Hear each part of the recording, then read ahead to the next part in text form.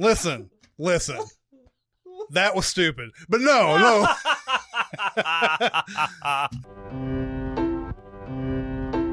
Welcome to SinCast, presented by Cinemasins.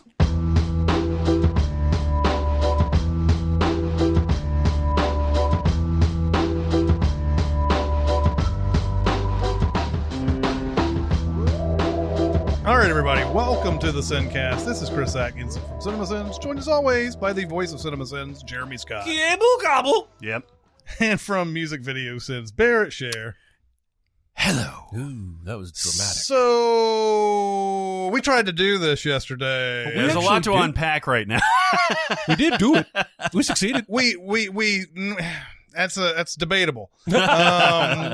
And we got done with our first podcast back in the studio, and we're back in the studio again today. We're back in the studio. Yeah. And we did a whole show. We did a whole game. That Jeremy hosted, and we had an outcome, and everything was great. What was that outcome? I don't know. I don't remember. I'll tell you what the outcome was. Let me do a quick recap of yesterday's game that was lost to the ether of the digital ones and zeros. It was a blowout at first. Right? Okay, this is the Guess the Goofs that we'll explain later on. It was a blowout at first. Chris and I were going head to head about guessing the Goofs of movies. Chris pulled ahead, and then suddenly in the third round, I think, your boy Barrett hopped back on the train and tied that bitch up. Mm-hmm. Stole one, got one. Mm-hmm. Mm-hmm. Round 4, I believe Chris stole mine, mm-hmm. and I think missed yours. Mm-hmm. So he went in with a 1-point lead to round 5. The good news is we both got ours from round 5. The bad news for me is that means Chris won. So Chris was the winner of the game that you will not hear. The bad news for delightful. Listeners is you'll never hear any of it. Never will hear this because there is some. You know what? There's probably some parallel universe where we could get these files back. Yes. But this isn't the one. This isn't the parallel universe. This is our universe. This is the sacred timeline, as they say in Loki. Mm-hmm. Yeah, and we don't have that show anymore. We have Jeremy talking on his one microphone. It's just him like being silent for 30 minutes and then laughing and then talking for 5 minutes. I didn't realize you actually recovered my file. Well, your second file, yeah. Oh, that's hilarious. Yeah. So it would have been a lot of you out there would have been fine with just Jeremy talking and then hearing faint maybe us in the background and all that. But we're going to do this again. Jeremy, last night, said, fuck it, I'm going to do a whole new game. And we're here the next day doing it again. 5 Beautiful rounds. Yes. And let's just jump into it. Well, let me explain, because we explained it yesterday, but people weren't here yesterday. No, that's what I mean. Let's jump into the explanation. All right. Guess the Goofs. So we're going to do the Guess the Goofs game. Oh, we even had our theme song. Guess the Goofs. Guess the Goofs. Goofs. Goof. All right. That's good. So yeah, nothing like so it. Guessing the Goofs is where our quiz master in this iteration, it's going to be Jeremy Scott. That person is going to go 5 rounds of movies, 1 per contestant. So 1 movie for me, 1 movie for Chris. The Goofs are based off of the IMDb Goofs section, the place where they point out continuity errors and do all the non-funny shit that people think Cinemasins does, and points out, anachronisms and stuff like that. Jeremy is going to give us up to 4 goofs per movie, and based on those goofs, we guess the movie. If we are correct, then we get a point. If we are incorrect, the other person can steal that point. In the event of a tie at the end of all 5 rounds, meaning that Chris and I have the same number of correct identifications of the movies, it is based on the least amount of clues given. Needed, yes. So it's like in golf, you want to be as far under par as possible, the fewest shots needed. Mm-hmm. You want to have the fewest clues needed. In the event of a tie, in the event of Chris murdering me, Chris will be murdering me. Okay, So so that's that. I will also tell the listener that I do confess that yesterday's Lost Forever, Guess the Goofs clues were a little tougher than when Barrett hosted the first edition of the game.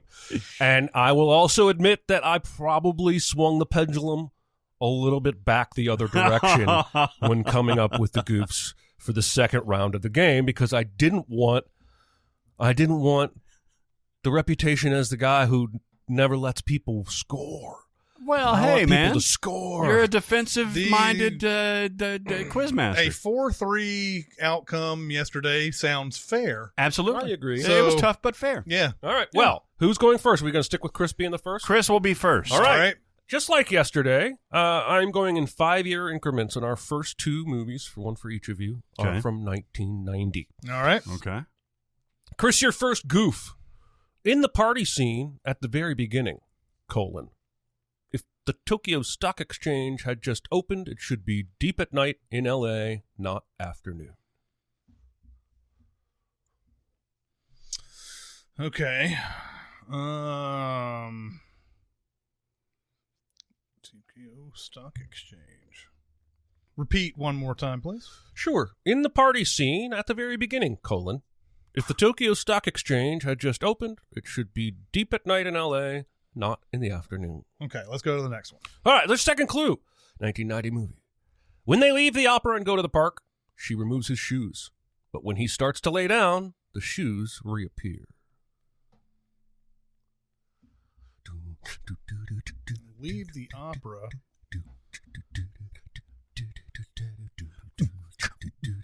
Leave. What opera is it? I don't know. Is it Tokyo Stock I don't Exchange know. opera?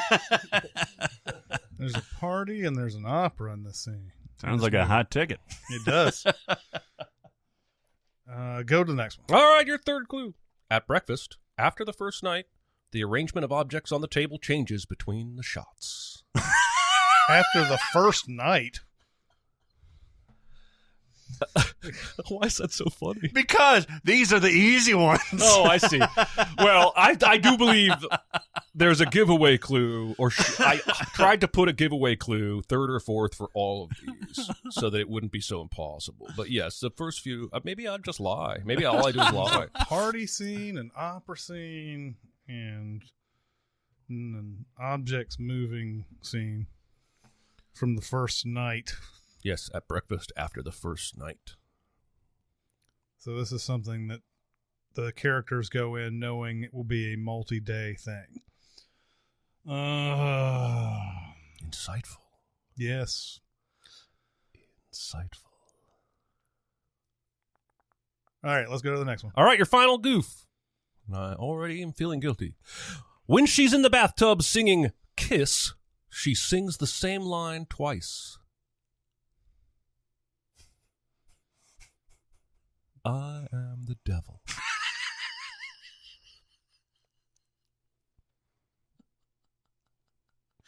Once again, now, 1990, as we said yesterday, but you guys didn't hear, and 1990 is a little bit on the outside corner of our wheelhouse. Now, I mean, we're 90s kids, but 1990 itself is a little bit...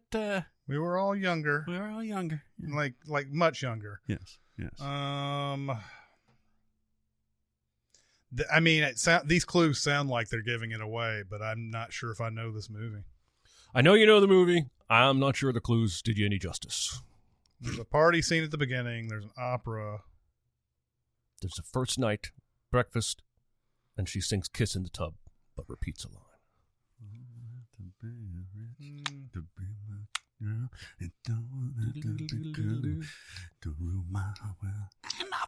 Okay, I'm going to take a guess. I'm not sure if this movie came out in 1990, but I'm going to go with Reversal of Fortune. Ooh, no, but that's an awesome guess. Awesome guess. Barrett, would you like to try and steal I would. Chris's Guess the Goof? I would like to do that. Anyone at home already figured it out? There are people screaming. Can you give me a call? No Googling. No Googling. No Google. I'll tell you what immediately sprang to mind, but I don't know if that's a series. There's not really a prevalent woman in that, though. I'm going to guess Lethal Weapon 2. Pretty Woman. Pretty fucking woman. Man, it's been so long. Pretty fucking woman. Yeah. And there's a prominent woman in that movie. God damn, it's been a long time since I've seen that movie. I mean, that is just such a fucking obvious thing once you hear it. By the way, was Lethal Weapon 2 even 1990? It was 1988. Lethal Weapon 2 was 1989.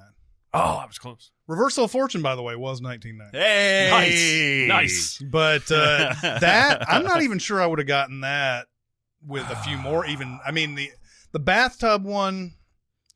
I remember she singing Kiss. Yeah. I mean, I forgot that Pretty Woman was 90. God, I saw that movie once, and Really? I saw it in the 90s. So Really? yeah, I haven't seen it in Oh, wow. Oh, that then. movie fucking rules. It's got Costanza being a I Costanza's know. a dick. Jason Alexander's being a dick. Yeah. All right, we pass the baton now over to Barrett Shea All right. for his first 1990 movies. 1990 movie, Guess the Goofs. These already look easier than the previous, and Chris is going to murder me. Your first goof. A McDonnell Douglas DC-10, introduced in the early 70s, appears in one of the 1960s airport shots.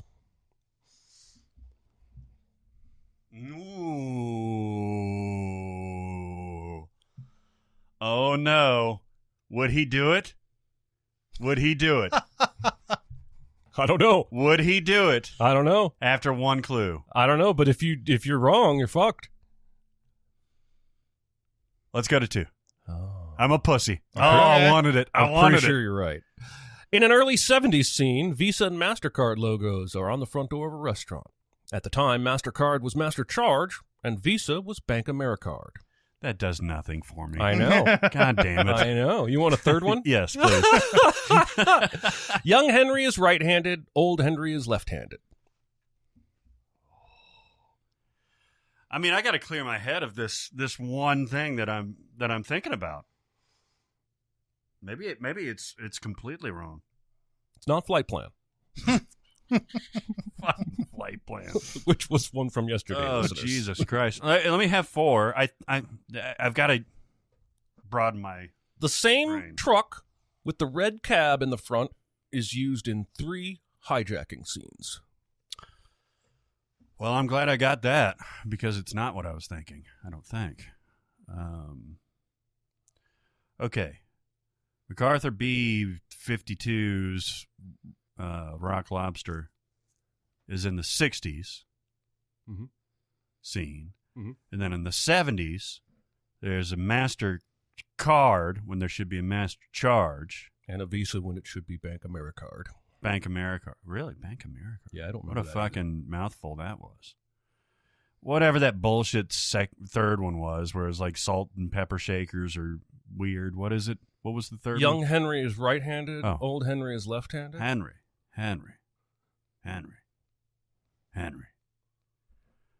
You think it's E.T. too? I'm kidding. And then the last one is the fucking cab of the truck. Mm-hmm. 3 hijacking. Mm-hmm. 3 hijack scenes. 3 hijack scenes. Mhm. Mhm. Young Henry, 60s. Mhm. Time. Mhm. Things. Fuck. I tell you what popped into my head that's wrong. The Rocketeer. That is wrong. Chris for the steal. Goodfellas? It's Goodfellas. Henry. The fucking Rocketeer. Hey, The fucking Rocketeer. listen. That was stupid. But no. I don't deserve to be in this fucking game. No. When the first clue came up about planes, I also thought Rocketeer. Uh-huh. But then Rocketeer set in like World War II or something like that. Yeah, So that's yeah. what knocked it out for me. That was a 90 movie, though, wasn't it? Yeah, I think so. Okay. That's one of those movies that a lot of people said should have beaten Dances with Wolves in 1990. The Rocketeer. Yeah. What you mean the Rock? Oh, you meant the Rocketeer for 1990. I think it was 91. Oh yeah. I'm not entirely sure about that. Because I'm around the ballpark. I feel good about it. Fucking Goodfellas. All right. Are you keeping score still? I am. It is 1991. And the number of clues needed and all that jazz? I am, unfortunately. All right, Goodfellas. All right. We move from 1990 up to 1995. Now we're in a little bit of a wheelhouse. Chris is working in movie theaters. Let's see how he handles this one. Your first clue, Chris. Watson says he's from Santa Maria near Lompoc, pronouncing it Lompoc. If he actually lived there, he'd know it's pronounced Lompoc. What's the name of the Watson. Oh man, this sounds ridiculously familiar and something that I've probably seen a million times. Because that line sounds familiar to me. Let's go to the second. All right, your second clue. At Union Station, when the security guard attempts to stop the rollerbladers, film lights can be seen through a window on the right. Security stops rollerbladers. Film lights can be seen. Folks, it's harder than you think. You say that, and most are agreeing with you. But then there's one guy out there or girl who's already gotten this, and they're like, it's not hard for me. I got it. Just like that. As soon as you said Watson, I was done. Lompoc. I knew that. Let's go to the third one. Third clue. At the end of the film, the main character falls into the lobby pool. Then seconds later, exits to the sidewalk, but is no longer wet. What a fucker. That is some evil behavior. You get wet, you fucking stay wet. That's right. Obey the laws of wetness. Obey the laws of wetness. Lobby pool. Fell at the end of the movie. Falls in the lobby pool. Lobby pool. Pontypool.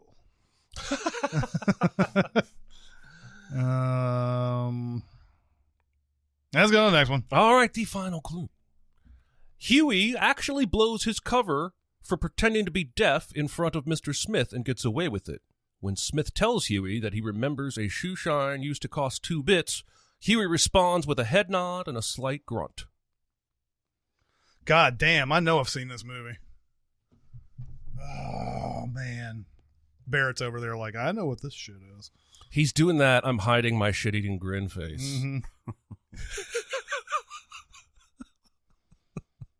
Oh, man. So, Lompoc, lobby pool,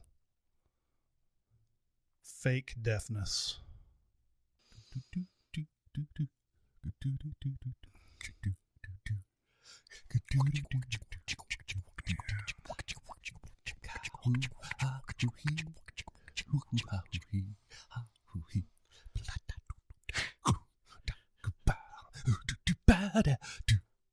should get more dramatic as we go, which would just be more annoying to the person trying to think. How long? Give me a timer here so that I'm not. I'm fine, man. Take your time. You don't have to All hurry. right. So I'm only doing silly noises for the audience, not to try and fuck with you. I'm certainly not. I don't want to give away. I know a line from this. I know how the actor is acting in this scene. I don't want to give it away to Barrett because I'm. Oh my God! There's a part. Okay, so let me just think for a second. Sorry, if you guys want to talk amongst yourselves so that there's not dead air. But it's not Tower Heist, is it? Yeah, I'm not going to be telling you those kinds of things in this talk. But hey, how about that sport ball team? Yeah. Did you see Scherzer get the treatment? Girardi. So the Phils were playing the Nats last night. Didn't see it. Scherzer's pitching. It is Scherzer, right? Yeah. Well, don't ask him. He's thinking. Scherzer was pitching. And the coach for the Phillies, Joe Girardi, thought he had some stickum. Oh, nice. And so he had the umps check him once, and then he had the umps check him twice. And on the third one, Scherzer pulled off his belt, like opened his pants, took off his hat, took off his glove. He's like, "Fuck you, dude! Search me. I don't have anything." That's awesome. Girardi ended up getting kicked out of the game. It was funny as hell. That's excellent. This kills me that I'm gonna have to give this one over to Barrett, but I don't even have a guess. I know I've seen this movie multiple times and I just can't think of it. So All right. go ahead. That is incorrect. Barrett for the steal. Let me think about it. Okay, so just real quick, a recap. There is the Poughkeepsie. Lompoc Watson is saying that's Yes. where he's from, Yes. right? Yes. Okay. The second one is Rollerbladers. rollerbladers. At Union Station, when the security guard attempts to stop the rollerbladers, film lights can be seen through a window on the right. Yeah. Okay. Rollerbladers. Of course. I mean, that's such a 95. Yeah, every movie in 95 had rollerbladers. And then the third is The main character falls in the lobby pool. Seconds later, exit to the sidewalk, is no longer wet. okay. No longer wet. And then the fourth one is Huey actually blows his cover for pretending to be deaf in front of Yeah. Mr. Smith and gets Mr. away Smith. with it. When Mr. Smith tells Huey he remembers a shoe shine used to cost 2 bits, Huey responds with a head nod and a slight grunt. Is it Virtuosity? No. Okay. It's Nick of Time. Nick of Time. Oh, okay. I have not seen that movie multiple times. The, And the movie I'm thinking of is not this one. The shoe shine was what I was trying to give away there with the fake deafness. Yeah. Because it's Virtuosity was 95 though. It Rock. was. The guy that played Rock. Charles Durning. Durning. Yeah. Is in the deaf shoe shine guy. No, there was some movie. Actually, I took your goof as something that in the movie gave away his cover. Oh. I took it as a fact, and I was thinking of this movie because there's a movie where a character's like, "I'm sorry, man, my ears," and the guy is, I don't know what movie this is. I know what you're talking. Yeah. And it turns out that either he wasn't deaf the whole time, or the guy just decided not to give a fuck anymore, and he beat him, I think, after he said that. That's interesting because I saw Nick of Time fairly recently, and it's just remember when you said these were going to be easy? Yes, I do. And now it's your turn. All right. Your round 2 95, 1995 right? film. An egg is thrown at the window of a car outside the side entrance of the school. A second later, the egg is gone. Oh, fuck. Should be an egg continuity girl on the set of every film. Should be. And there wasn't on this one, clearly. Outside of the school? That's correct. Actually, outside the side entrance to the school. To the school. An egg is thrown at the car. And At second a car. later, Or at the car. the car. The car. Gotcha. Okay. Let's do 2. The ship travels from Hudson River to the middle of the Long Island Sound in an impossibly short time.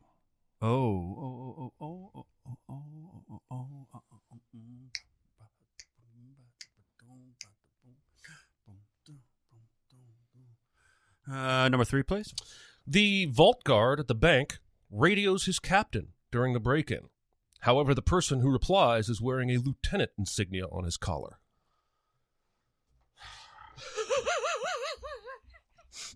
Barrett has stood up. It's possible I'm incapable of doing anything but giving hard clues. It may just be wired into my DNA. Hang on, though. He might have a thing. He might have it. School. He's dressed. School. Scratched. Yeah, school egg. The second one, what was the second one again? The ship travels from Ship. Hudson River to the middle of the Long Island Sound in an impossibly short time. Yeah, well, there you go. And then there's a vault lieutenant. The vault guard at the bank radios his captain Yeah, during the break-in. However, the person who replies is wearing a lieutenant course he insignia does. on his of collar. course he does.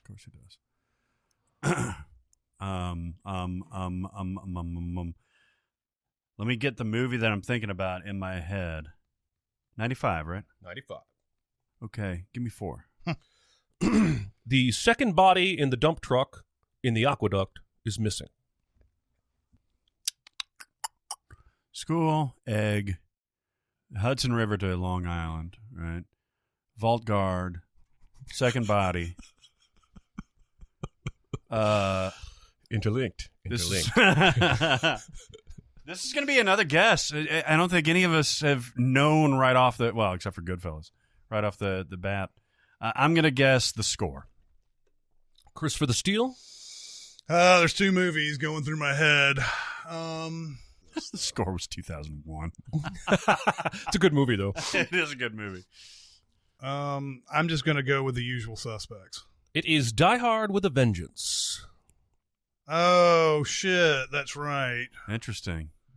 The school. Yeah, that all makes sense. God damn it. I've seen that movie 100 times. Well, I had to be careful on the clues there because there were many that would Hold have on. given it School. away. Like, cause Guard. Sam Jackson's name is Zeus. Yeah. And like half the goofs say Zeus. Mm-hmm. I can't use those. Yeah.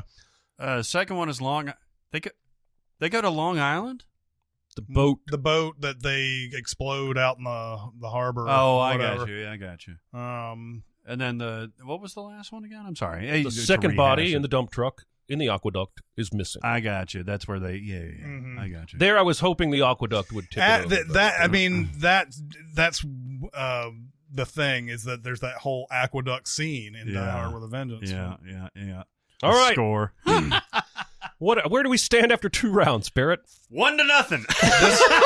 This might actually be harder than the last one. I am an asshole. All right, here we go. Yo. We jump 5 more years All right. to the year 2000. The year 2000. Chris, your first clue.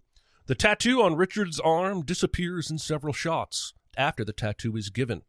It's there, then gone, then reappears.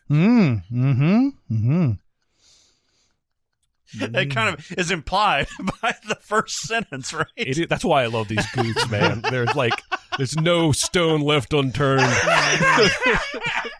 So just so I'm clear, it's there, and then it's gone. not. And then it And then reappears. it's there again. All right, let's go to the next clip. The second clue. At about 1630, I believe this is in movie time, Mm-hmm. there is a flash monsoon. As the camera pans, we see a picnic table in a sunny area come into view. Okay, third clue. I think he's circling it.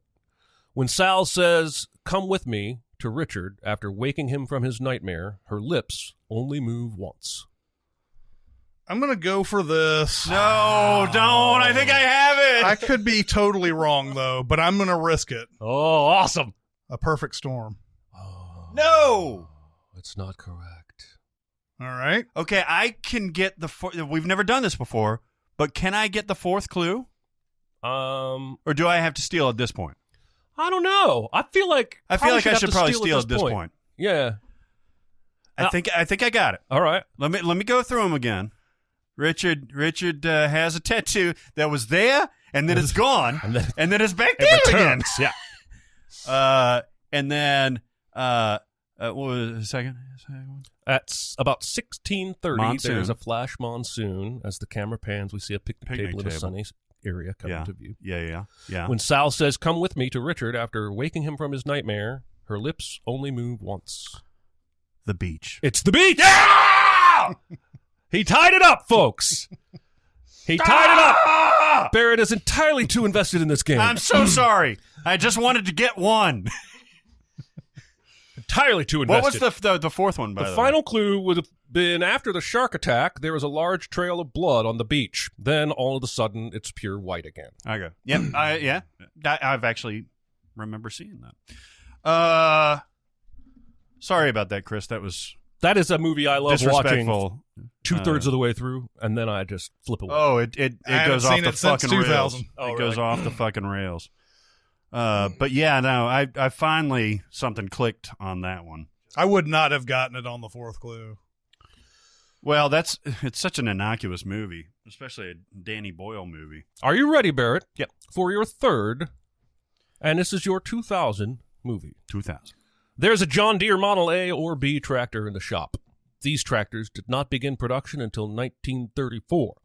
The sheet metal indicates the tractor is a 1939 or later model. Indicating that this is, like, that's an anachronism? I'm sorry. Can you read it again? I will read it I guess again. I'm not really. Because I will not be able to give you more information. Okay. There is a John Deere Model A or B tractor in the shop. These tractors did not begin production until 1934. The sheet metal indicates the tractor is a 1939 or later model. Who the fuck found this goof?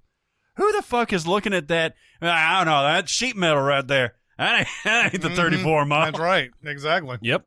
So I'm telling you, that's why people are wrong when they think that we are these people. You are the ball licker. Yes. You're the ones who lick the ball. Let's go to 2, please. 2 clue. Several scenes supposedly depicting late afternoon sunset show beautiful red skies over the ocean. However, Savannah is on the East Coast, and the sun does not set in the east. I'm going to go through. Well, hang on. Hang on. No, hang on. No, I got in my head again. I got into Rocketeer land. What kind of land is that? It's a bad land. I don't know, but there is Jennifer Connelly is in that land. All right, let me get out of my head. Go on to 3, please. The second day of the match is a Sunday. The barber shop is open, and the father is working as street sweeper, both unlikely to occur on a Sunday in the 1920s in the South.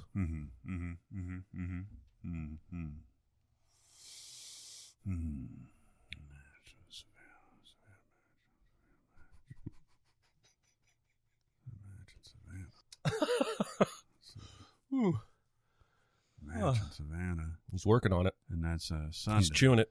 It's a Sunday. And does it have a juicy center? I'm going to ask. He doesn't have to answer. I'm going to ask him if he knows if I've seen this movie. Is that okay with you? I don't know why I'm putting it's fine by me. He can answer or not. Okay. Do you know if I've seen this movie? I have no idea. Okay. And if I did know, I would not answer truthfully. Okay. Thank you. Well, I just mean that would give you an advantage. Well, if I haven't seen the movie, then I haven't seen the movie. But okay, right. But I don't know. I honestly don't know. Okay, I certainly would not try to pick one that you haven't seen. And then the sheet metal on the fucking John Deere. Okay. All right, let's go to number 4, please. The final clue: there are many infractions of the rules of golf throughout the movie. Okay, let's go through 2000. Thanks.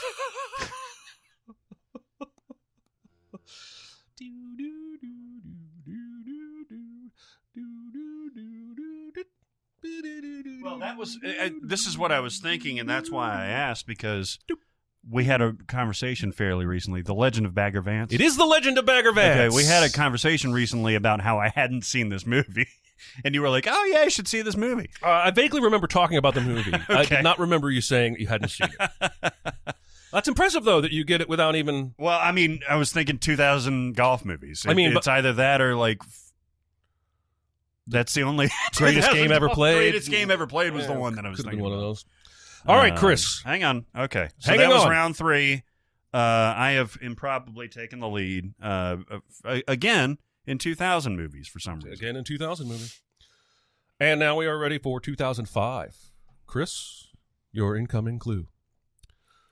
When Lisa offers the book to the old woman in the front of her, she's holding the book right side up.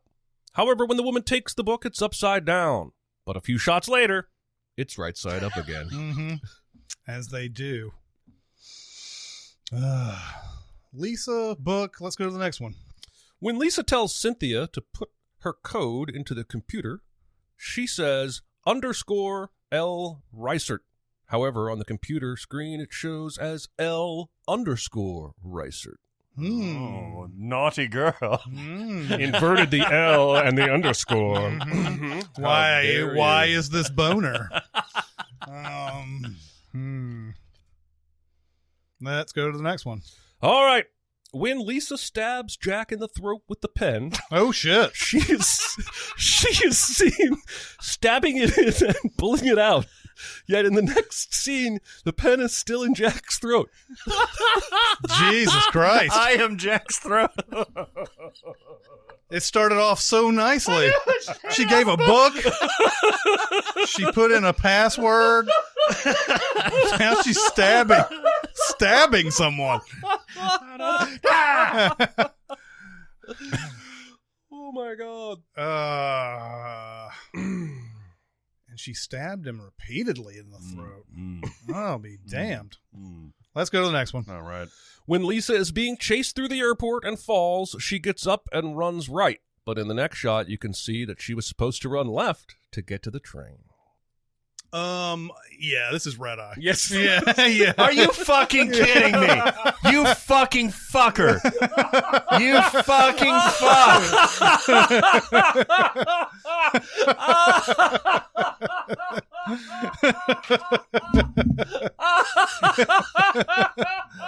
Barrett is left. So some little background. In yesterday's 2005 question, which ended up being flight plan, Barrett answered Red Eye. Only other airplane female-centric base. And I stole flight plan. And today, Jeremy has made Red Eye an answer. Not right. That's not right at all. Oh, man, at least one of them had to be a reference to yesterday. I mean... I do remember stabbing Cillian Murphy in the neck because he puts the scarf around, and he's like, Yep. Yep. That's good shit. fucker. God damn it. I'm going to lose these files, too. All Fucking right. asshole. Your 2005, Barrett. Are you ready? Yes. In the first flashback, there are several people standing on the college stairs. In the next shot, everyone is sitting down on the stairs. And if you have a guess from that, then I will eat my hat. No, if you have a correct guess from that, I'll eat my hat. You can make any guess you want. If the air is toxic, why are you wearing a mask? Your mask didn't help you? Next one, please. All right, throughout the walkie-talkie exchange, both characters fail multiple times to key their mic, yet the squawk sound still plays. Squawk sound. Squawk sound. Get off my sack. I said an extra T. It's not easy You're what an I just expert. did. You're an expert narrator, man. You're an expert orator. Throughout the walkie-talkie exchange, both walkie-talkies. characters fail multiple times to key their mic, Key their mic. yet the squawk sound Squawk sound. still plays. There's a flashback, and there's this fucking guy. All right, number 3, please. At the Knicks game, the people in the crowd in the background change in between shots. Next game. Number 4, please. When his shirt gets caught in the taxi, you can see that she is holding on to the shirt as the taxi drives away.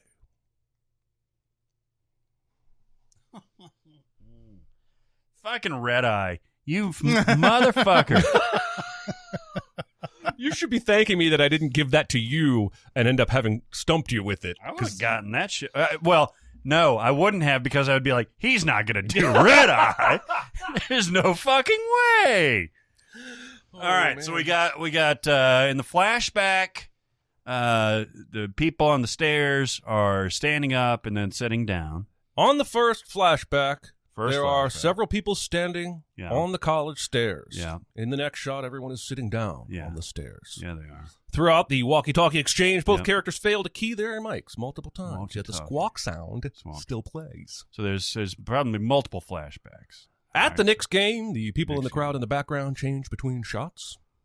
Yeah. When his shirt gets caught in the taxi, you can see that she is holding on to the shirt as the taxi drives off.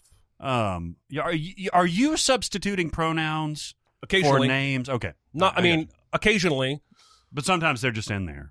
Yeah, but like Watson was in there, and I see.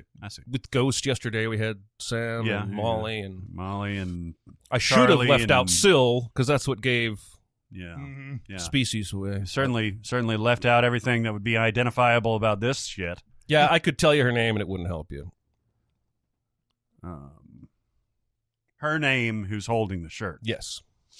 Yeah. It is. Her name is in the goof, and I did pronoun it. I got you. But it's not It's not. There's no good reason for me to have pronounced it. It's not. 2005 movie. Her name's not Queen Latifah or something really giveaway. Flashback. You got me rocking back and forth. Chris is going to take a commanding lead. Here, I got it all bonerific about one fucking steal, and it's going to bite me in the dick.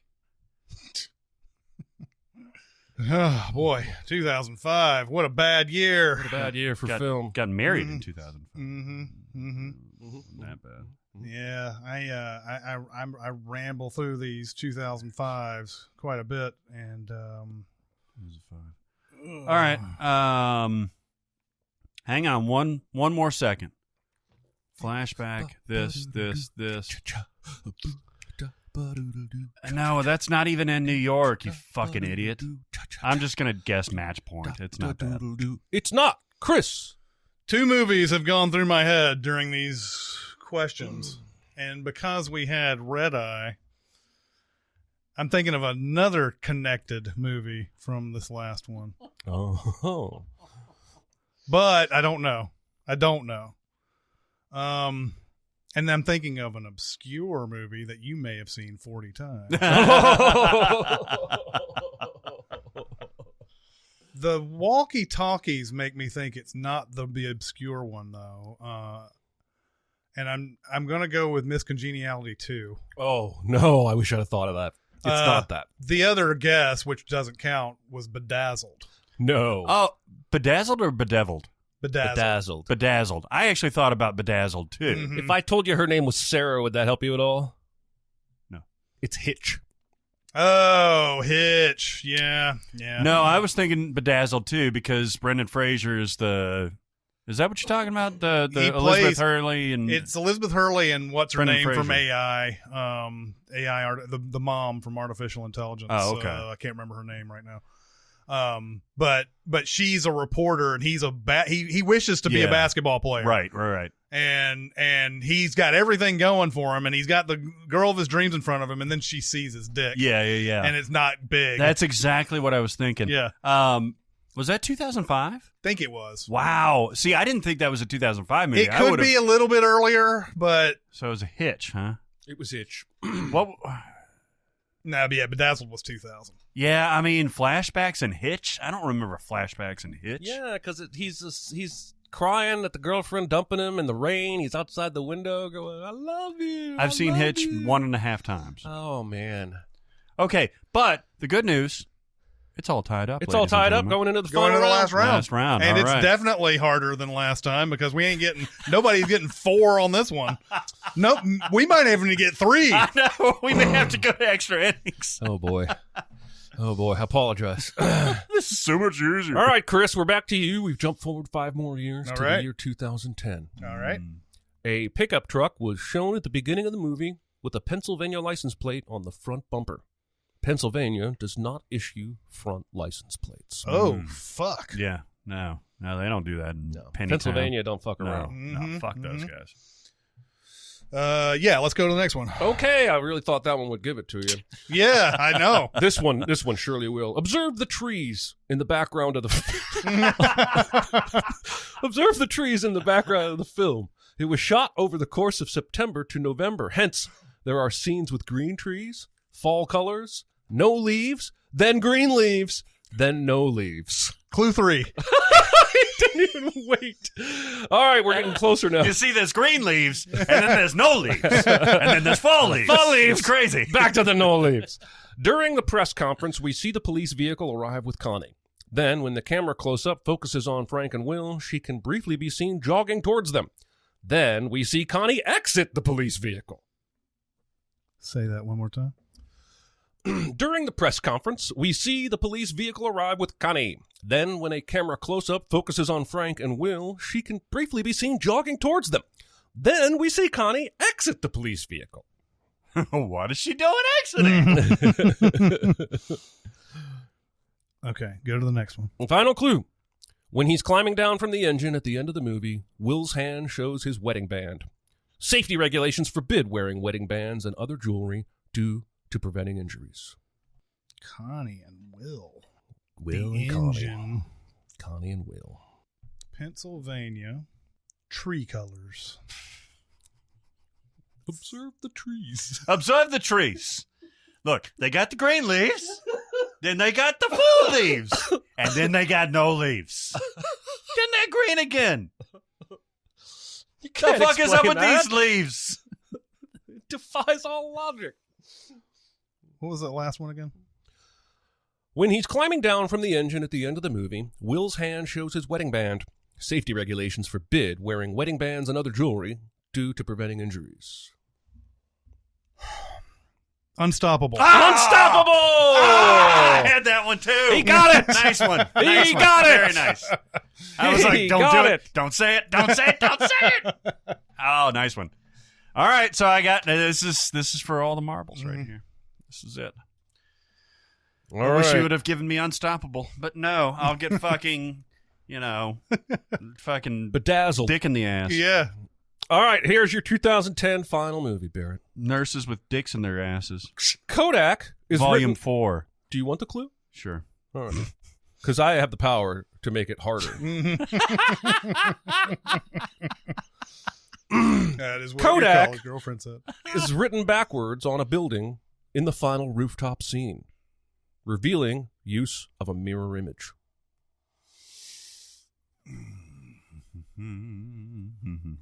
Next one, please. The general salutes James before leaving. The subordinate should salute first. I'm just going to run through them. Number 3, please. Ivan makes occasional speaking errors in Russian that no native speaker would make. Ivan. Now, see, I can play this. It's like being the last act in poker. Like, I can talk however much I want to because it doesn't matter if you steal. Ivan in Russian, general, saluting shit. Ooh. Oh, rooftop, Kodak. Okay, number 4, please. The closing credits show Highway to Hell as being written by Young, and Johnson. Correct credit should be Scott, as Brian Johnson had not yet joined the group. Yeah, it was Bon Scott. I'm so glad that finally, really. Highway to Hell, huh? All right, so we got a Russian guy. We got general. We've got a Kodak. I was thinking Red Dawn, the remake, but I don't know if that was 2010. I think that was not 2010. Kodak. The fuck was that last clue, man? Come on. The fuck? It's probably like the movie's called Highway to Hell. Well, let's think about it. This is not getting picked up on the mic very well, by the way. Barrett is like pacing or something now. I think he's having an epiphany.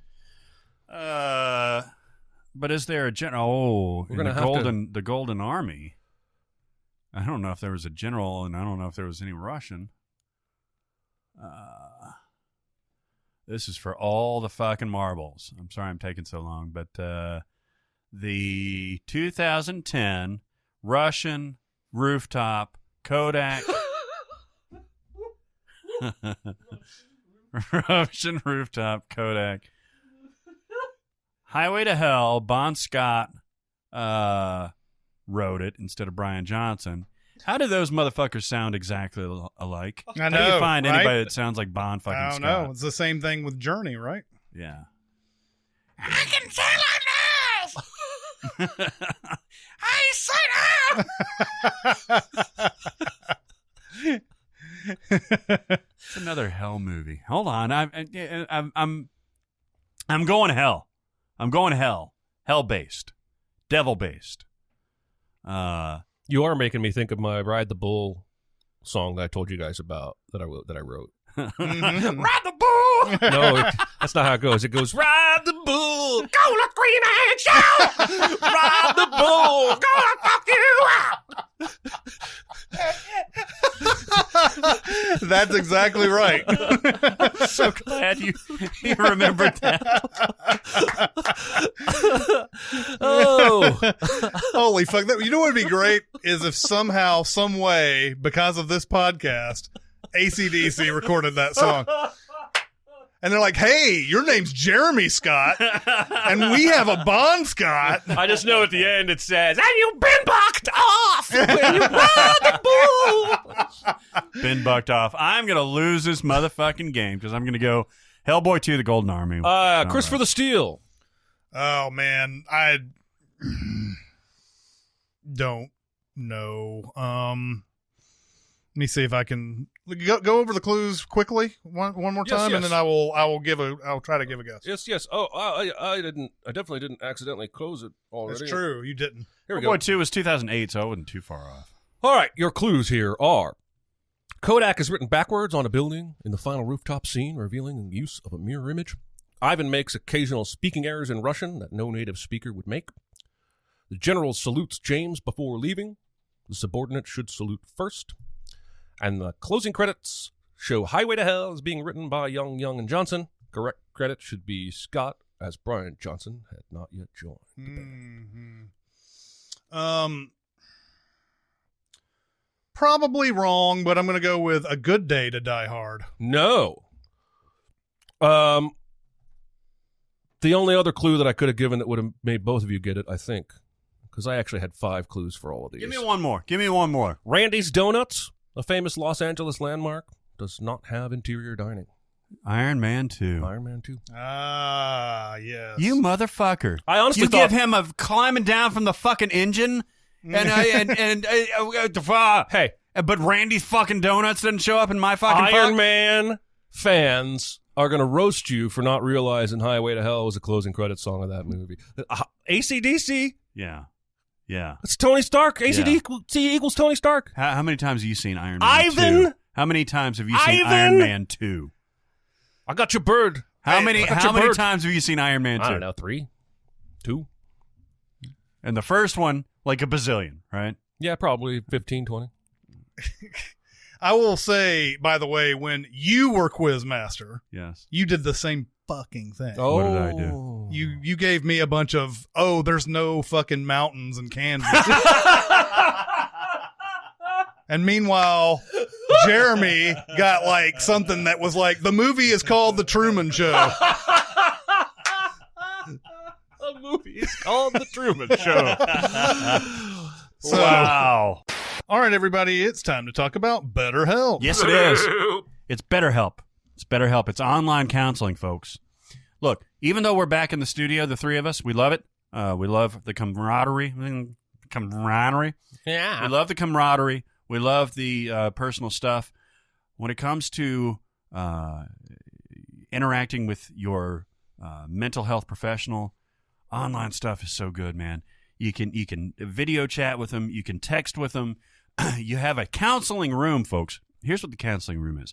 At the top right, you get your chat, right? You message back and forth. You're like, hey, what's going on? I found something that I think you'd be interested in. I'm checking on my counselor. All that stuff, right? Okay, you got that. On the middle left, you've got your calendar where you book your appointments. Do you have to go through somebody at the front desk to book your appointments? No. You have to click a thing, like clicking your seats at a movie theater that you want to reserve. You click that. You click the time, boom, scheduled. Mm-hmm. All of that is right in there. And then you video chat, you text. It could not be easier to do online counseling. BetterHelp is the way, much like the Mandalorian. This is the way. It's really important when you're doing counseling to be comfortable, to be not distracted. Mm-hmm. You have to be able to open up. You have to be able to examine yourself. Be honest, talk about difficult things. So I had a therapist once ages ago that had like a mildew smell in his office. And it was just strong enough. It may sound like I'm joking. It was just strong enough that it kept me from fully focusing on the therapy session. Maybe for you it's not a smell. Maybe it's sights. Maybe it's strangers in the waiting room. Maybe you don't like driving. Whatever the reason. Getting there is you're more comfortable in your own home, which means you're more able to open up, be honest with the therapist, and make progress, as opposed to being uncomfortable out in some office where it may take more sessions to really get comfortable and open up. I'm not going to go too long, but you ever been to a gym and you look over and you see the guy or the gal that's like maybe not like a big beefcake or anything like that, but just in good shape. And you're like, man, I want to be like that person. We had a friend write a column recently that explored her journey in therapy, and I'll tell you guys more about this later on. That really made some amazing points and like really showed you how far she's come in her therapeutic process. And I was like, I want to be there. Yeah. But to get there, you have to start somewhere. So go to BetterHelp.com, HELP.com/SinCast, 10% off your first month. All you do, folks, is you answer a few questions about how you're feeling right now, how things are going, and then boom, you get matched with a licensed professional counselor within 24 hours or so, and it's awesome. I can tell you from experience, we've got multiple people on the team, we've got multiple listeners that have tried it and have really gotten something out of it. Go to BetterHelp.com/SinCast. Do it right now. If you've been on the fence about it, if you've heard us talk about it and like, it's not for me, and you are having issues with your mental health, do it today. BetterHelp.com/SinCast. So that's something that's going to happen. And also, had you picked first, right? If it would have switched. Yeah. That's true. So that's why I asked, who's going first? Did we go on Chris first again? Hey, you know what? It was fair. You won by a point again. Yeah. Of course, I got 2 points in 2000. Apparently, I know 2000 movies really, really well. That's your wheelhouse. And I got blanked on all of the rest of them. I was like, the beach, fuck. Oh God! Well, there it is. There it is, folks. Yeah. Chris wins again. Same outcome Assuming as yesterday. We can recover these files when we're done. Yeah, this is really the first time to all the listeners. But next time, Chris will be your host. That's right. And quiz master. And he will have the opportunity to torture Barrett and I with difficult clues and leaving out of the Randy's Donuts. This is called The Truman Show. Boy, I tell you what, Randy's Donuts would have done it for me. I would absolutely have gotten it. But yeah, that Iron Man 2, how many times have you seen Iron Man 2? Twice. Because you send it? Yeah. I've seen it twice. I've seen every other Marvel movie probably, except for Thor: The Dark World. I've seen every other Marvel movie like at least 3 times. I also hate that movie. Iron Man 2? I do too. Oh, it's awful. I loathe that movie. Yeah. I avoid it at all costs. So, like, all those clues were just going over my head. And A Good Day to Die Hard's 2013, of course. That's okay. I picked a 2008 movie. Yeah, so, no, I picked Bedazzled to be 2005, and it was 2000. So, I was a little off on my game today. But we were thinking the same thing. Yeah. So. That's all right. Hey, great job, Jeremy. Hey, no, those were tough but fair. Thank you. Both times, especially pulling this off. I'm sorry for calling you a motherfucker about Red Eye. That's all right. I think it was in fun and love and frustration. Yes. Yes. That was a savage fucking move, though, man. It was. I honestly, that's probably the best thing I've done in like a month. If I had gotten that, boy, the mental acrobatics I would have gone through if I had gotten that fucking movie. Is it Red Eye? I would have been like, Red Eye? Do Red Eye? I'd be like Harlan Williams, and there's something about Mary, like something glitches. Yeah. Oh, yeah. Like, no, I can't say it. She stabs him in the neck. I love how Chris is like, he had the same thing in his head because he goes, all right, this is fucking Red Eye. Like, I didn't think you were doing this, but it's clearly this. Beautiful. No, that was beautiful. You want to run through a couple of questions? Let's do some questions. Question. I got something to say. I want the truth. I am listening. We're having fun. We have fun. Here's the first one. There's a French film called Le Samouraï featuring Alain de Leon as a too cool hitman named Jeff Costello. This character has been the model for countless imitations since. What is your favorite OG performance that eventually became the model for a specific character type? I don't have examples of people who are like this after this performance, really, because it is unique. But I feel like Alan Rickman in Die Hard was a model for the more well-rounded villain. Yep. We'd been used to Bond villains for a long time and other kinds of twirling mustaches and shit like that. Yeah. Yeah, whereas Rickman is truly smart, but I feel like throughout after Die Hard in 1988, we started seeing more villains like this who were thinking man's villains.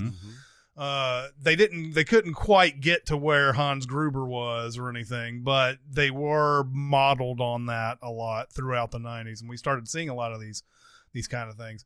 But there wasn't anybody that ever touched him. That's why, like, nobody that got really close, I guess. I mean, look at the rest of the Die Hard movies, though. You got Sadler and you've got Jeremy Irons, both of which are in a similar mold, right? They're trying to outsmart him. Even Timothy Oliphant in the a step down, and the next one is trying to outsmart. It went from going, the bad guys used to be physically matched or overmatched to the protagonist. Rickman wasn't going to go head to head with fucking John McClane. No. He was going to, oh God, he's going to have his bad American accent and try to outsmart him. I think that's a perfect. I just example. feel like in the 80s, a lot of your and beyond, like you'll see some villains who have some smarts earlier than this, obviously, but I don't know to the point of where they are this kind of character. And what was modeled, what villains were modeled afterwards. It's one of them that could come close to Hans Gruber is Joker in Dark Knight. Yeah, because he says, you think I'm going to risk everything in a fist fight with you?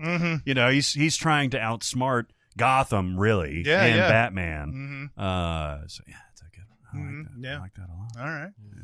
I would fuck both of them, too. I would fuck the Joker. Would you fuck the Joker? Sure, why not? He's a good-looking guy. You wouldn't fuck? He's probably all fucked up down there. He's got every disease. He's all you fucked think? up down there. I don't know if he's got diseases. I think he's fucked up down there. I don't think he's had much sex, but I think he's got every disease known to man. I think he sleeps on a bed of used needles. That might be right.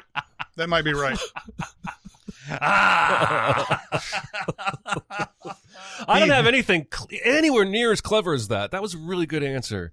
I put Clint Eastwood. Yeah, man. Yeah. Just because what's funny is I was watching a commercial the other day for the old show, Western, James Garner. Love that show. Maverick.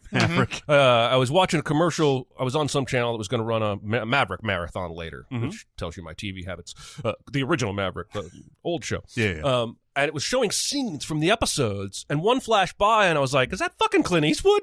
And I went and Googled it, and yeah, it was. Before he was famous as a Western main man, he was a guest star on TV shows like that. And it wasn't but like 5 years later that he was started making a Fistful of Dollars, and all these Westerns came. And I just feel like I haven't seen all of them, but I feel like a lot of hard-boiled Western, gravelly voice, anti-hero guys are all modeled off this Clint Eastwood type. And and his story is pretty much what DiCaprio's is in Once Upon a Time in Hollywood. Oh yeah, really? That was a thing that Eastwood was doing. He was I don't know if he was struggling, but he wasn't like a star or anything. He was in a lot of these TV shows. And then he couldn't get like real good movies in America, so like he went over to Italy. And started doing all the, Fistful of Dollars and Sergio Leone, all the Sergio Leone stuff. So like that whole thing with, DiCaprio pointing himself out on the TV and everything. I mean, that was him pointing himself out. If you may remember, may have read this, that Burt Reynolds was in that episode that they basically took him out and put DiCaprio in. So Burt Reynolds was another one of those those kind of guys. But I mean, Burt Reynolds didn't go to Italy or whatever. But like Clint Eastwood, that's basically that's what the story is of Once Upon a Time. He was playing the heavies in those. Is that what they called? Is that what Marvin Schwartz called them? Yeah, I think so, something like that. I don't think he had. I don't think Eastwood had a hit.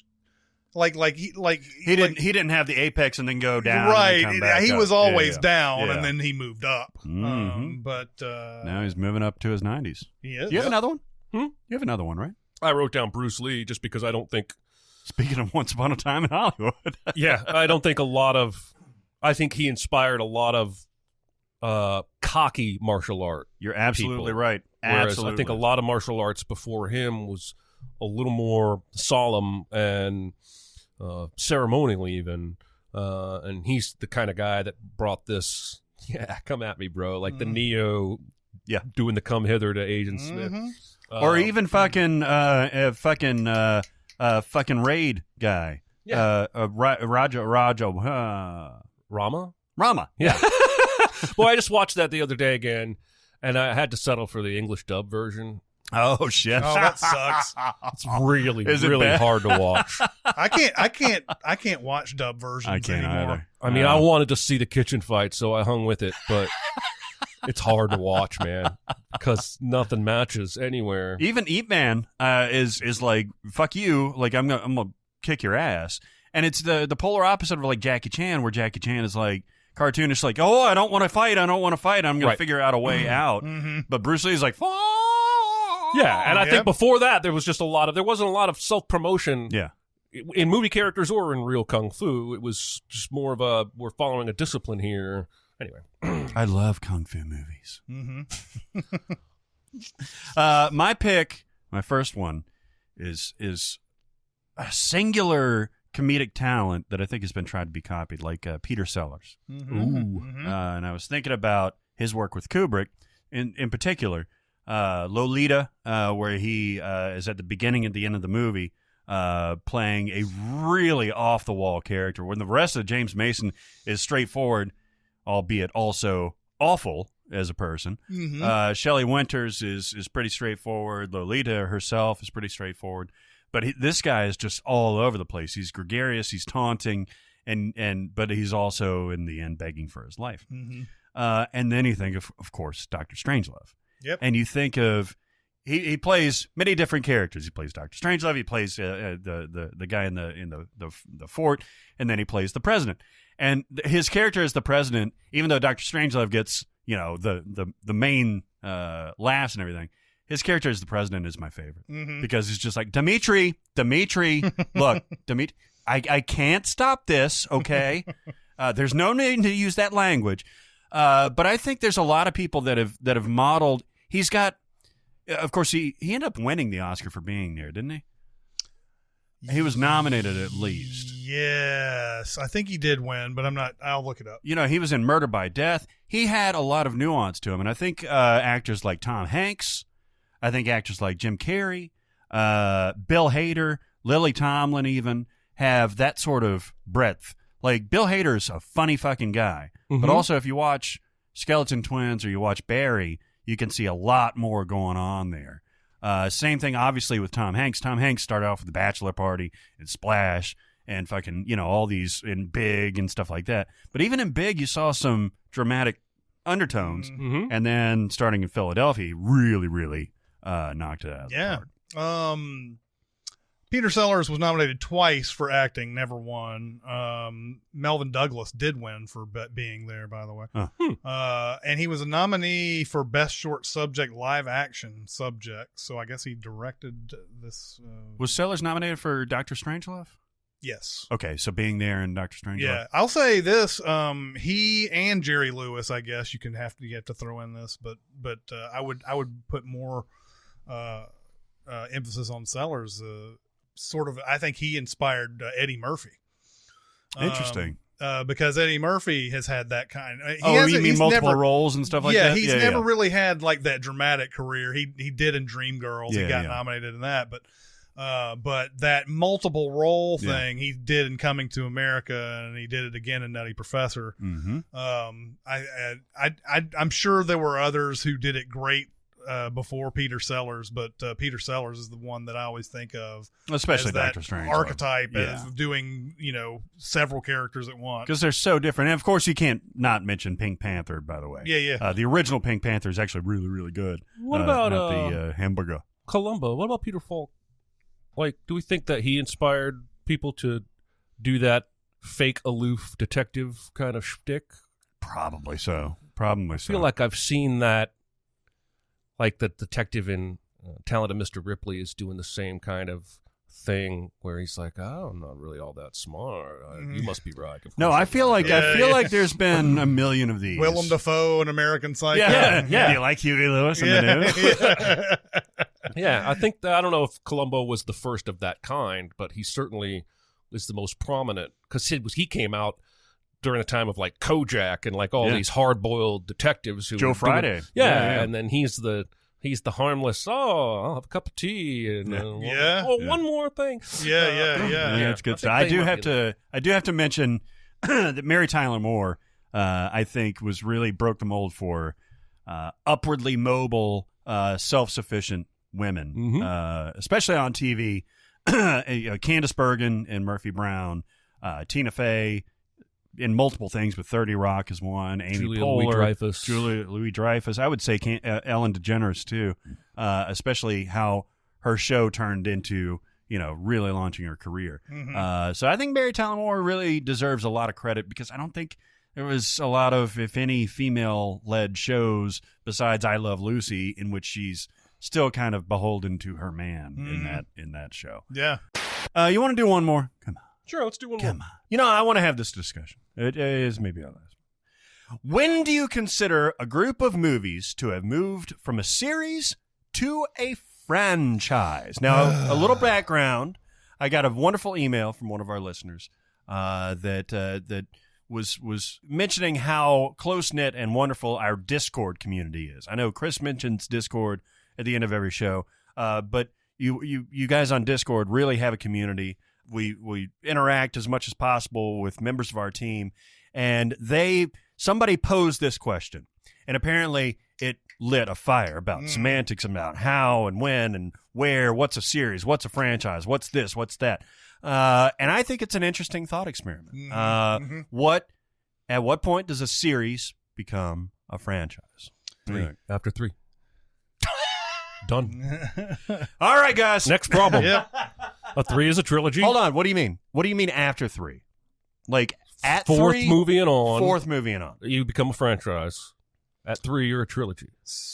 I think it's 3 exactly because Star Wars was a franchise after it made its 3rd movie. Like I also think that when people say franchise, they're also including merchandising and books and other media with that. So Star Wars, I think, was a franchise. Lord of the Rings was a franchise. The problem with Lord of the Rings is that there was only one other. This is the fucking Tolkien fans are gonna be like, fuck you. There wasn't really anything else in that line of stories from Tolkien himself other than The Hobbit and Lord of the Rings. Yeah, there's all the other fucking shit he wrote. Yeah.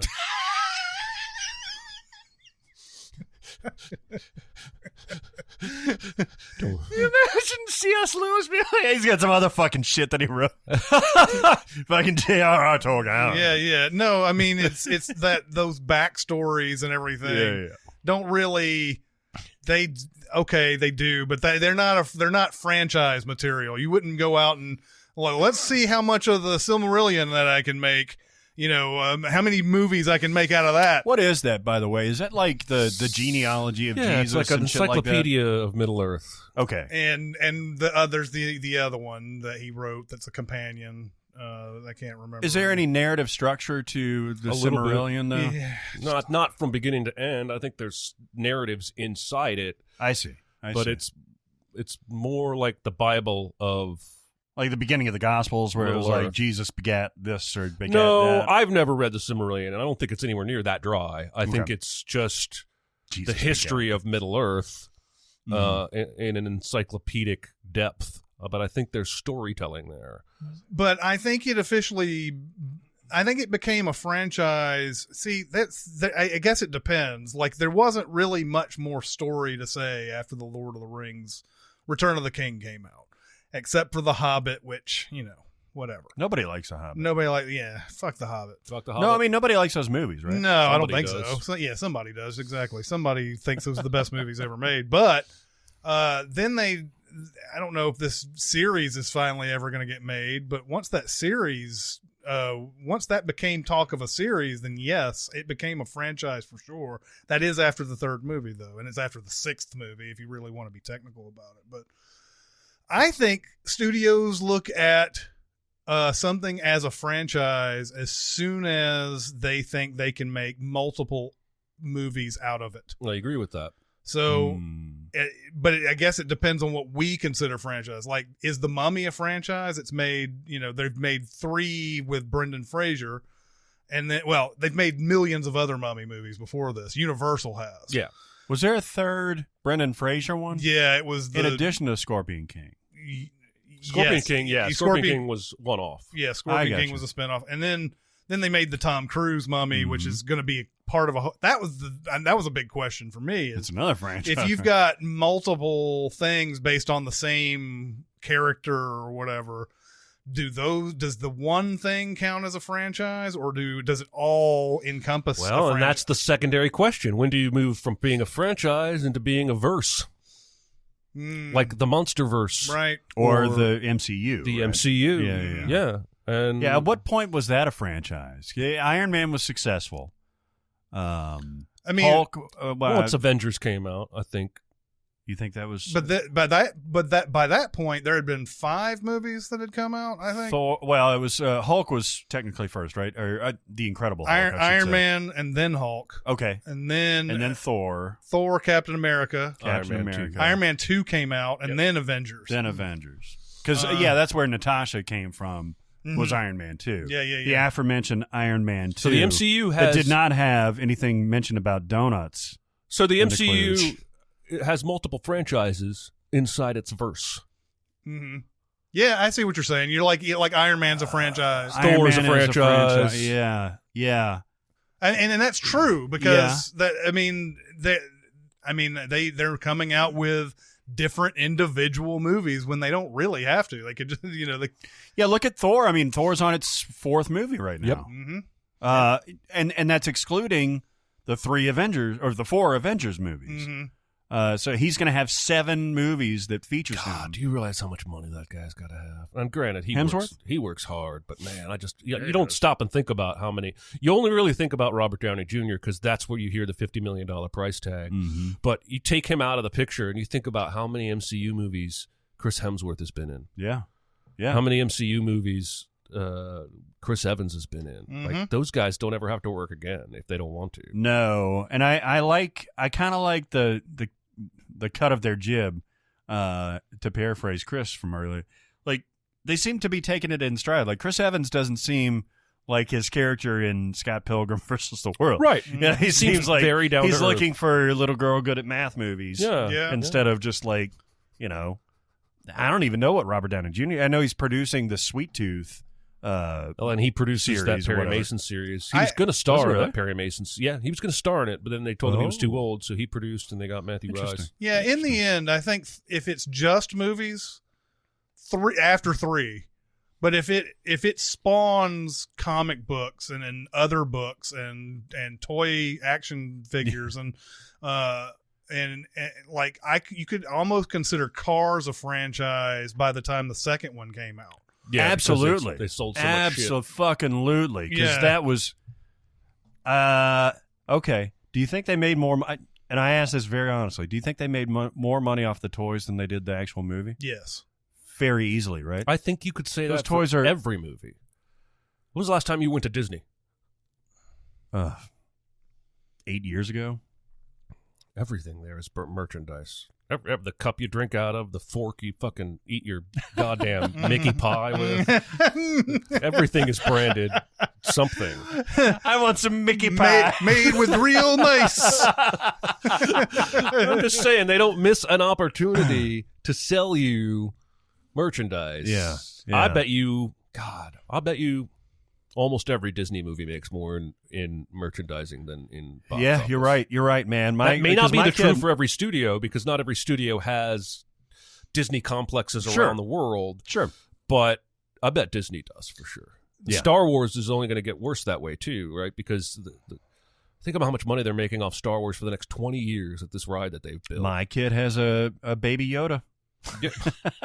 and it wasn't cheap. And meanwhile, I would say Taken probably not a franchise, even though it's got 3 movies. There's 3, right? Yeah, I wouldn't unless there's you go to Walmart and see Taken, Liam Neeson action figure, and everything. I want to find those now. Yeah. Oh, dude, that'd be awesome. Oh man! And when you push the button on the back, he says, "I have a particular set of skills." Yeah. You can edit me climbing over a fence 6 times. Yes, That was more way Sean than Connery. it was. But I don't know. I don't know if you call that a franchise after 3 movies because I bet you would call. I would call Taken a franchise. I would, because you could probably see some spinoffs of like his daughter. Who played his daughter? Maggie Grace. Maggie Grace. Sub question for this before we finish. All right. You think Mission Impossible Yes.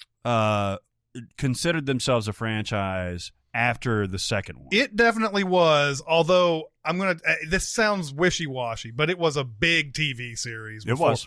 So when it got to its 3rd movie, it was long at that point a franchise. I'm wondering if, like, after the second movie, they decided it was a franchise. Yeah, I would say so. I mean, because it took a while to get from 1 to 2. I mean, it took 2 to 4 3. years.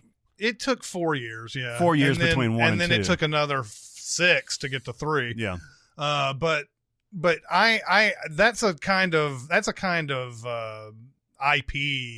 that you would have as a TV. It was a big TV show. I think it had like 200 and something episodes or something like that. And then after it made a first couple of movies, I think it's a franchise. Okay, but as a movie franchise, I think you could probably say that once the 4th one was in development, that it really, like that we would consider it a franchise. I mean, I don't know if it hadn't had that. See, here's the thing: there is a whole generation of people who only know the movies. Yeah. And don't know that there was I don't think TV I show. ever watched the show. Yeah, I didn't either, but I knew it was. My mom liked it, Mm. and there was every bit as much mask ripping off in the show as there is in the second movie. And the theme was in 5/4. Yes, it was, as we learned. But yeah, I think that's an interesting thing. I think it ultimately comes down to not only the movies they've made, but what the people who own that IP consider it. Do they think this is going to spin off a whole bunch of other stuff? I mean, Mission Impossible, if it stopped tomorrow, that 30 years, or not even that long now, 10 to 20 years from now, they'd want to make more Mission Impossibles. Yeah. Yep. Yeah. Because it's a name recognition. With Cole Sprouse. Yeah, Cole Sprouse. That's right.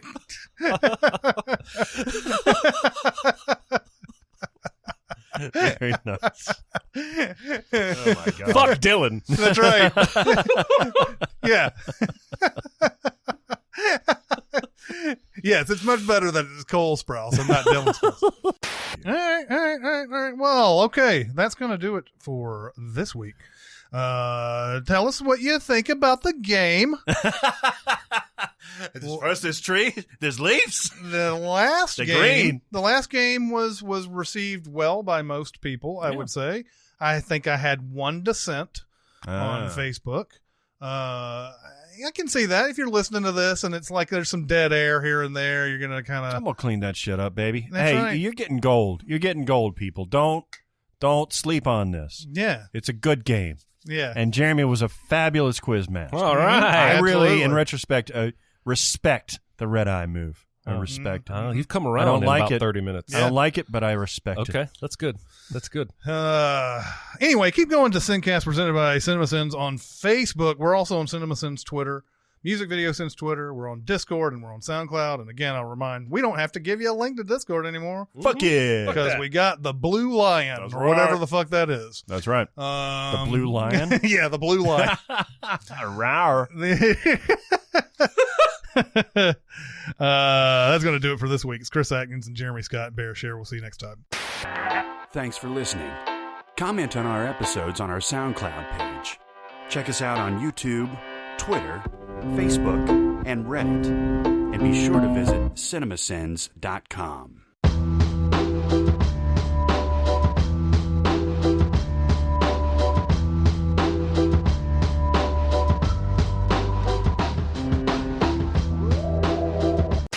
Man, on Google, it says Bobby's Dairy Dip, which I don't even know if you've been to. No, Bobby's what? Bobby's Dairy Dip. It's a burger joint that's been there forever down Charlotte, right next to Hattie B's. Okay. For my money, probably the best burger in Nashville. Okay. And Google says, on Wednesdays only, it opens at 9 a.m. Every other day, it's 11. So we were like, fuck yeah, it's meant to be.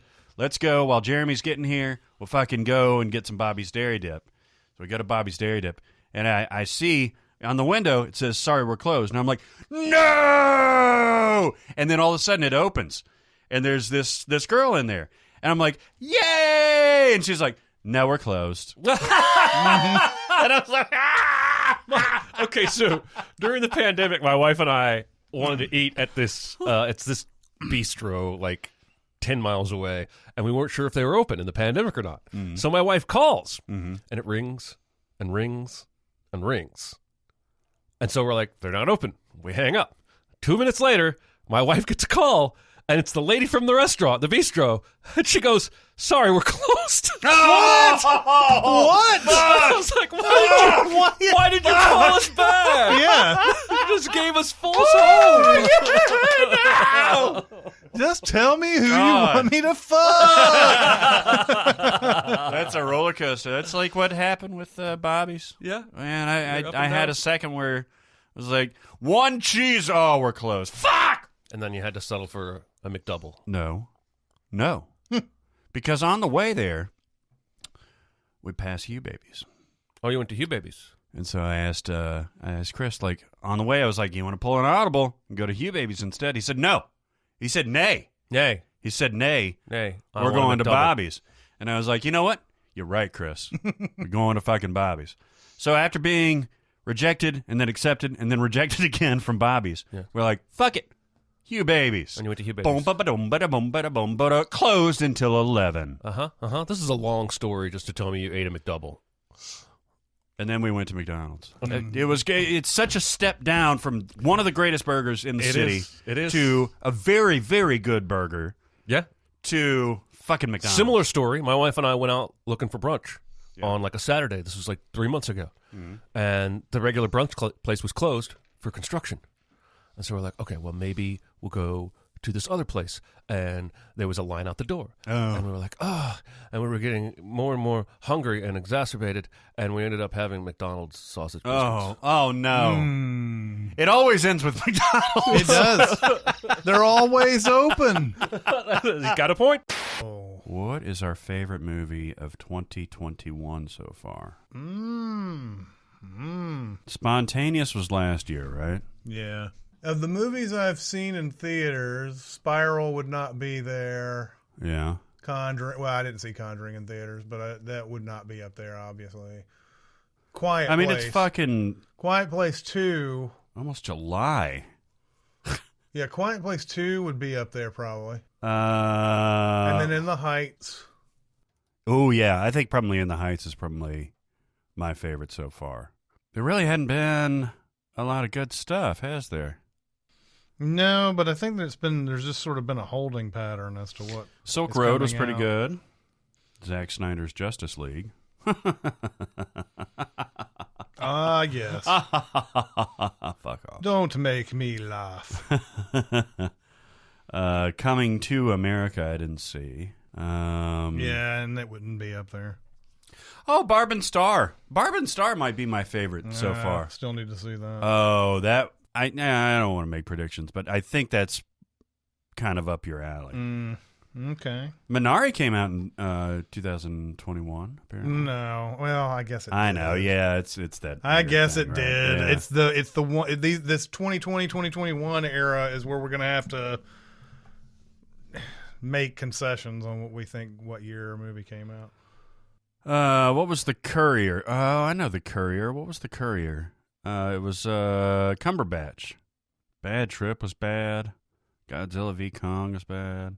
I haven't seen Shiva Baby, but I think that's on Mubi right now. What is it called? Shiva Baby. Mm-hmm. It's the coming of age, kind of Lady Birdish story about a Jewish girl/woman, like coming of age. Oh, yeah. And it'll get to the dating life, and it'll be like, oh, yeah, she dated the likes of this guy, Bradley Cooper, this guy. And like almost every single... It's like Stefan going through it. It's got everybody. Yeah. Dan Cortez. Yes. What's up with that? I don't know. You just said you wanted to see what the dick sees. So No, well, I mean, the dick sees a lot... of a vagina. No, the dick sees a lot more than just the inside of the vagina. Okay, it sees a tongue sometimes.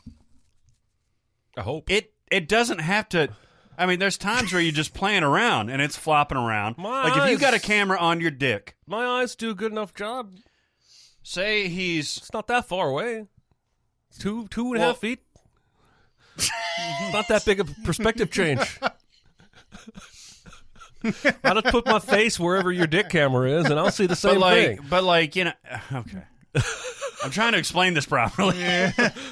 I'm trying to stop you. Yes, probably 80% is internal penetration of some orifice, right? But the other 20% is just looking out there. You know what I'm saying? I'm not talking about my own dick. I'm talking about Bradley Cooper's dick. Yeah, all right. I want to see what it's seeing. I would still rather have his eyes and see that. Yeah, that's fine too. That's fine too. Yeah. I think that Taco Bell near my house stays open till 3. Mine does, and I've done it after poker. I've been there at 2 a.m. and it was fine taste wise. It's Taco Bell, but also like the next day I thought about it and I was like, that's probably not a good idea. I mean, I eat Taco Bell. Don't get me wrong. Yeah, I barely trust Taco Bell like at peak lunchtime, let alone like 3 a.m. Taco Bell. I think I went to Taco Bell that was on West End at like 1 or 2 o'clock in the morning. And I was you guys are never going to go to Taco Bell again. I was eating one of the tacos. Oh boy! And there was like the plastic lid or whatever for the sour cream or whatever was in the taco. Oh, that's not as bad as I thought it was going to be. Yeah, no, all things considered, it's the best case scenario. I was bracing for like a frog. Oh, that happened too. Are you guys not amused? I mean, impressed with the? I am. Are you not entertained? I am incredibly impressed. We've already mentioned our impressiveness. Yeah, I know. I just wanted you to mention it. Yeah. Now, I'm pretty sure here we're not going to be quite as stumpy. Stumpy? I think there's going to be. I think there'll be a little more success rate. You know what though? I've got a record of the last game that we can reference. I was watching some of Matchstick Men yesterday. Ooh, that's like a that movie. really good movie. I like that movie. It's Alison Lohman, right? Yeah. Love me some Alison Lohman. What happened with her? I think she started a family and just decided to stop acting. Good for her. Kind of the what's her name? Phoebe Cates route. But that is a good movie. I like that movie a lot. Is that a Ridley Scott? Is that a weird Ridley Scott? It's a Ridley Scott. Is it really? Yeah. Oh, man, that guy. He's got some misses, but he's got a lot more hits than he does strikeouts. He comes out with a movie almost every year, so it's not surprising that he comes out with a lot of misses in addition to real big hits. Who made the decision on All the Money in the World, by the way? Was that him? I don't know. I didn't hear. I would assume it was because Ridley Scott produces all of his movies too. That's right. Scot-free. And God bless him. I mean, obviously there was a financial thing, like that would not have played very well. Mm-hmm. But also, he didn't have to do that, right? No, he didn't. But he knows also that by keeping Kevin Spacey in the movie, you're losing millions of dollars. Yeah. So I think that's where you go into that sunk cost perspective where you're like, well, we've already done it with Kevin Spacey. How many millions do we lose at the box office by leaving him in? Versus the cost of the reshoots and the Stacey Martin. Now you're doing Ed Norton Fight Club mouth. If the cost of the recall is... Ed Norton mouth. Yes. You got an Ed Norton mouth, sir. said Ed Norton math, right? Math. Yeah, yeah. Oh, I thought you said mouth. Yeah, because in Fight Club, where he's like explaining when they do and don't do a recall. Mm-hmm. I can't remember what it was. I was watching another movie from like the 80s or 70s where they give that same exact explanation about recalls and math. And I remember thinking Fight Club lifted this, but I don't remember what it was. If X is greater than Y, we don't do a recall. Yes. In fact, I might have actually made these too easy this time. Oh, yeah? Yeah, I We'll think see. I'm gonna. Now, if we miss it, it's going to be worse. Yeah, exactly right. Oh, I'm just sandbagging you. Yeah, Good. Of course. Good. Yeah. Fucking horror, man. I mean, I respect it as a genre for doing the worst thing that you could think of. And there is a lot, like, that's why Jen is so great about this stuff, is breaking down the aspects of it, not necessarily the brutality itself. You know, I appreciate that. There are some things that I just can't stomach. Yeah. And I think that's the purpose of that genre. Good for horror. Good for horror. Good for horror. Hey, slap him on the shoulder. Good for hoy. We did 15 minutes of us jacking off. Oh, yeah, that's right. Remember the jacking off? I remember because I ate the bread.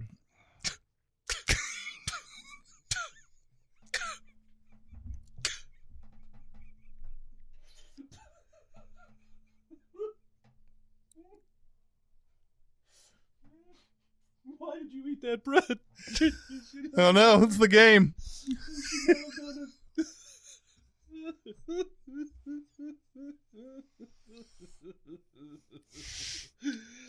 Oh, man. Oh, man.